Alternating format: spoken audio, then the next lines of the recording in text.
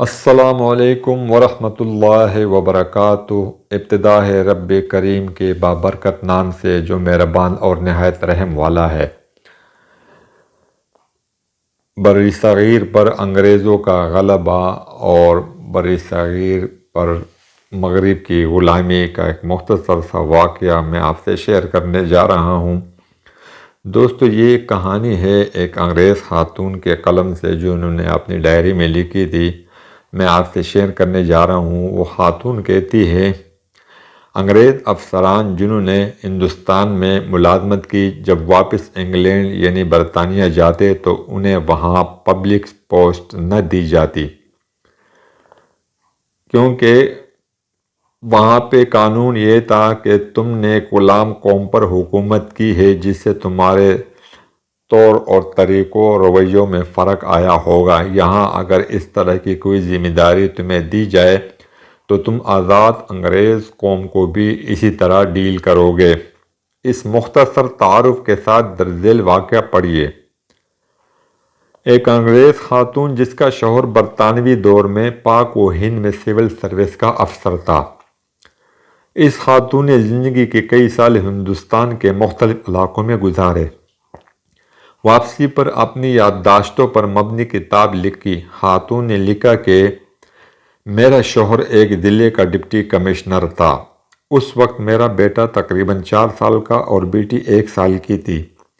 Deputy commissioner کو ملنے والے کئی ایکڑ پر محیط رہائش گاہ میں ہم رہتے تھے۔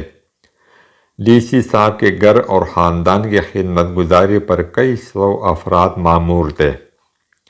روز پارٹیاں ہوتی، شکار کے پروگرام بنتے، ضلع کے بڑے بڑے ذمہ دار ہمیں اپنے ہاں مدعو کرنا باعث فخر سمجھتے، اور جس کے ہاں ہم چلے جاتے وہ اسے اپنا عزت افزائی سمجھتے۔ ہمارے ٹھاٹ باٹ ایسے تھے کہ برطانیہ میں ملکہ اور شاہی خاندان کو بھی مشکل سے ہی میسر تھے۔ ایک مرتبہ ٹرین کے سفر کے دوران نوابی ٹھاٹ سے آراستہ ایک عالیشان ڈبہ ڈپٹی کمشنر صاحب کی فیملی کے لیے مخصوص ہوتا تھا۔ جب ہم ٹرین میں سوار ہوتے تو سفید لباس میں ملبوس ڈرائیور ہمارے سامنے آخر تک دونوں ہاتھ باندھ کر کھڑے ہو جاتے اور سفر کے آغاز کی اجازت طلب کرتے۔ اجازت ملنے پر ہی ٹرین چلنا شروع ہوتی۔ ایک بار ایسا ہوا کہ ہم سفر کے لیے ٹرین میں بیٹھے تو روایت کے مطابق ڈرائیور نے حاضر ہو کر اجازت طلب کی۔ اس سے پہلے کہ میں بولتی میرا بیٹا بول اٹھا جس کا موڈ کسی وجہ سے خراب تھا۔ اس نے ڈرائیور سے کہا کہ ٹرین نہیں چلانی۔ ڈرائیور نے حکم بجا لاتے ہوئے کہا کہ جو حکم چھوٹے سرکار کا۔ کچھ دیر بعد صورتحال یہ ہوئی کہ اسٹیشن ماسٹر سمیت پورا عملہ جمع ہو کر میرے 4 سالہ بیٹے سے درخواست کر رہا تھا، لیکن بیٹا ٹرین چلانے کی اجازت دینے کو تیار نہیں ہوا۔ بالآخر بڑی مشکل سے میں نے کئی چاکلیٹس دینے کے وعدے پر بیٹے سے ٹرین چلوانے کی اجازت دلائی تو سفر کا آغاز ہو سکا۔ چند ماہ بعد میں دوستوں اور رشتہ داروں سے ملنے واپس برطانیہ آئی۔ ہم بذریعہ بحری جہاز لندن پہنچے۔ ہماری منزل ویلز کے ایک کاؤنٹی تھی جس کے لیے ہم نے ٹرین کا سفر کرنا تھا۔ بیٹی اور بیٹے کو اسٹیشن کے ایک بینچ پر بٹھا کر میں ٹکٹ لینے چلی گئی۔ قطار طویل ہونے کی وجہ سے خاصی دیر ہو گئی، جس پر بیٹے کا موڈ بہت خراب ہو گیا۔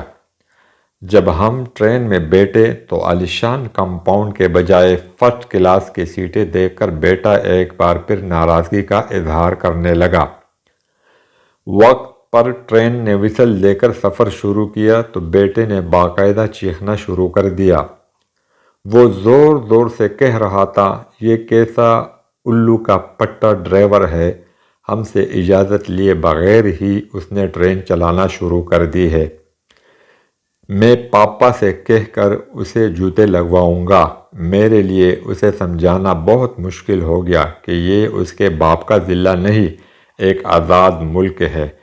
یہاں ڈپٹی کمشنر جیسے تیسرے درجے کے سرکاری ملازم تو کیا، وزیر اعظم اور بادشاہ کو بھی یہ اختیار حاصل نہیں ہے کہ اپنی انا کی تسکین کے لیے عوام کو خوار کر سکے۔ آج یہ واضح ہے کہ ہم نے انگریز کو ضرور نکالا ہے، البتہ غلامی کو اپنے دیش سے نہیں نکال سکے۔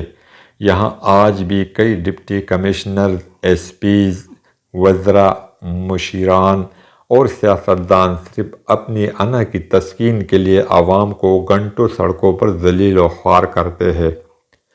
حقیقت یہی ہے دوستو کہ پاکستان تاحال مغرب کی غلامی سے آزاد نہیں ہو سکا۔